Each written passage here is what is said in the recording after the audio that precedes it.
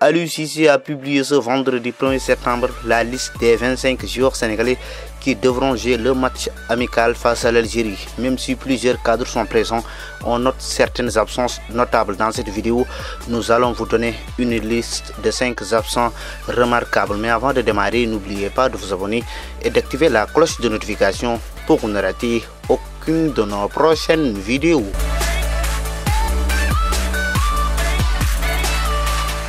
Au poste de gardien de but, Aliou Cissé a convoqué Edouard Mendy, Seny Dieng et Morick Diaw. Il laisse donc Alfred Gomis qui est la doublure de Edouard Mendy depuis la CAN 2019. Depuis la saison dernière, Alfred Gomis est banni du groupe professionnel du Stade Rennais, même après son retour de prêt à Como, club de deuxième division italienne. Avec son manque de temps de jeu, Aliou Cissé a préféré s'appuyer sur des portiers qui jouent en club. Alfred Gomis pourrait se relancer à Lorient, club de Ligue 1 française. Mais pour cela, il devra se battre parce qu'il y a déjà un portier titulaire.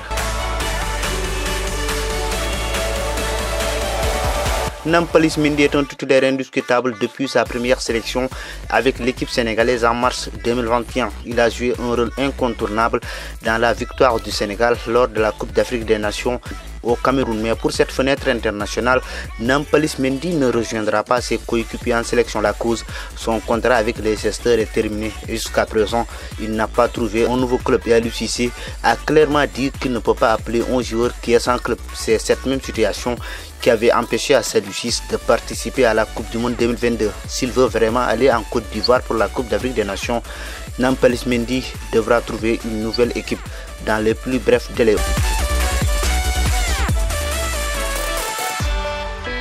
Au milieu de terrain, on a aussi un autre absent. Il s'agit du Marseillais Pape Gueye. Le joueur de 24 ans n'a pas été appelé par Aliou Cissé à cause de sa sanction. Pape Gueye est suspendu par la FIFA dans l'affaire qui l'oppose à Watford. Ces derniers mois, Pape Gueye a pris plus de responsabilités dans l'équipe sénégalaise. Lors du match opposant le Sénégal au Brésil, Pape Gueye a été titulaire et il a été énorme dans l'entrejeu sénégalais. Son absence pourrait avoir un impact négatif au milieu de terrain, surtout que Nampalys Mendy ne sera pas aussi de la partie.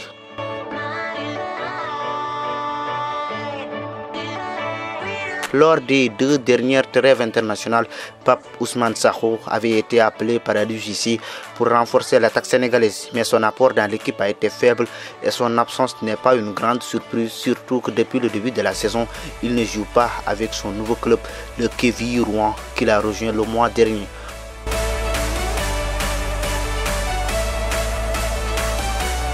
On termine avec un joueur qui était pressenti pour venir en sélection, mais c'est le contraire qui s'est produit. Moussa Ndiaye fait un très bon début de saison avec Anderlecht au poste d'arrière gauche. Aliou Cissé a décidé de conserver Abdallah Ndour comme la doublure d'Ismaël Jakobs, le titulaire. Moussa Ndiaye était un crack qui était destiné à très vite intégrer l'équipe nationale du Sénégal, mais les choses tardent à se faire. Lors de la Coupe du Monde 2022, il a été appelé en renfort, mais il n'a joué aucune minute. Depuis lors, il n'est plus revenu dans la tanière. Mais s'il continue sur cette lancée, son retour pourrait avoir lieu en octobre pour les matchs de amicaux face au Mali, mais également face au Cameroun. C'est fini pour cette vidéo.